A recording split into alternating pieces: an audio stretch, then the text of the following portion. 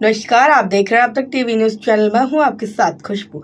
जनपद चित्रकूट में स्वच्छता अभियान को प्रभावी बनाने के उद्देश्य से जिला पंचायत रिसोर्स सेंटर डिलौरा में 1 दिवसीय प्रशिक्षण कार्यशाला का आयोजन किया गया। यह कार्यशाला जिलाधिकारी पुलकित गर्ग की अध्यक्षता में आयोजित हुई, जिसमें सचिव ग्राम पंचायत, सहायक विकास अधिकारी, पंचायत खंड विकास अधिकारी तथा खंड प्रेरकों ने भाग लिया है। कार्यशाला में ग्रामीणों ने स्वच्छता अभियान की मजबूती और आरआरसी प्रतिकरण से एवं निस्तारण केंद्र के संचालन को लेकर विस्तार से प्रशिक्षण दिया है। बताया गया है कि ग्राम पंचायतों में घरों से कूड़ा एकत्रित कर आरआरसी केंद्रों पर पहुंचाकर उसका पृथक्करण और निस्तारण किया जाएगा, जिससे गांव को स्वच्छ बनाए रखने में मदद मिलेगी। इस अवसर पर मुख्य विकास अधिकारी, जिला पंचायत राज अधिकारी तथा मंडलीय कंसलेट योगेश मिश्रा भी मौजूद रहे। प्रशिक्षण के अंत में सभी प्रतिभागियों की लिखित परीक्षा भी ली गई।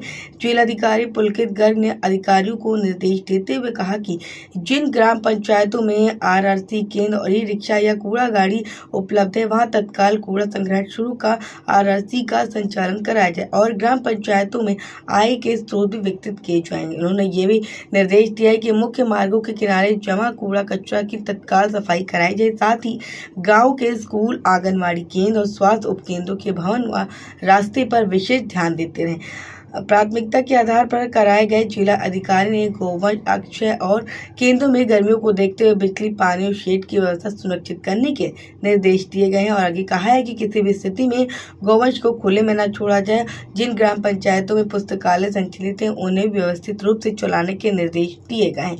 इसके अलावा मनरेगा के अंतर्गत बरसात से पहले तालाब, चक्रोड और व्यक्तिगत लाभार्थियों से जुड़े कार्यों को प्राथमिकता से कराने तथा लेन देन, वाटर हार्वेस्टिंग की कार्य करने के निर्देश भी दिए गए। जिलाधिकारी ने यह स्पष्ट किया है कि सचिवों की कार्य आधारित ग्रेडिंग की जाएगी और अच्छा कार्य करने वाले सचिवों को सम्मानित भी किया जाएगा। तो उनको कर लीजिए, ये काम आवश्यक, इसका ध्यान रखिए। आपकी गौशालाएं, आपकी गौशालाओं का बहुत ही सेंसिटिव टॉपिक है। कहीं भी अगर गौशाला में कोई भी समस्या मिलती है तो एक तो पूरा नेशनल न्यूज बन जाती है, फिर उसको संभालना बड़ा मुश्किल हो जाता है। फिर हमसे पूछा जाने लगता है कि कार्रवाई क्यों नहीं की। अपनी गौशालाओं को बिल्कुल बढ़िया कर लीजिए।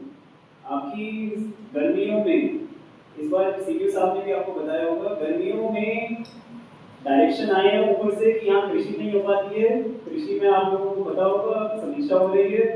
उसका एक मुख्य कारण ये निकल के आया है कि गर्मियों में यहाँ पशु छोड़ दिए जाते हैं, तो इसलिए गर्मियों में कोई खेती नहीं करती। तो अब जो अन्ना रहता है इसको कहते हैं, अब उसमें सबसे पहले तो सवाल ये होता है कि हम लोगों को क्या करें जब हम गौशाला से ही पशु छोड़ दे रहे हैं। हम लोगों को मना तो तब करेंगे ना जब हम अपने पशु जो हम संभाल रहे हैं उनको ना छोड़े। तो मैं लोगों के पास जाके कहूँगा तो आपका ये गर्मियों में ये आपका काम है कि गौशाला में से मुझे पशु ना छोड़ने पड़े। सीसीटीवी लगवा दिए हैं हमने, सीसीटीवी में देखा कि वहाँ गेट खुल रहा है और पशुओं को छोड़ा जा रहा है तो दिक्कत होगी। लेकिन आपको साथ साथ ये भी ध्यान रखना है कि गर्मी से पशुओं की मौत ना हो। ये नहीं कि वहाँ पशु परेशान हो रहे हैं। तो इस वजह से आपको बताया था शेड के नीचे अपना पुआल वगैरह लगा लीजिए। आपको अतिरिक्त शेड बनाने हैं, अतिरिक्त बना लीजिए। आपको पक्के शेड बनाने हैं, पक्के बना लीजिए ताकि गर्मियों की इतनी समस्या ना हो।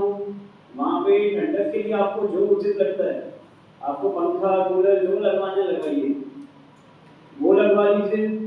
तो ये व्यवस्थाएं अपनी वहाँ पे बिजली की, पीने के पानी की, बिजली और पीने के पानी की अभी भी मैं देख रहा हूँ व्यवस्थाएं कई गौशाला में नहीं। इसकी वजह से आप पानी पीने के लिए कभी पशुओं को बाहर छोड़ देते हो। ये सब चीजें जो हैं इसको अवॉइड करिए। तो इसलिए व्यवस्थाएं पहले करा लो आप लोगों को, नहीं तो बाद में गर्मियों में दिक्कत आएगी। फिर आप इधर उधर फिर कुछ नोटिस आएगा, फिर आप परेशान होंगे।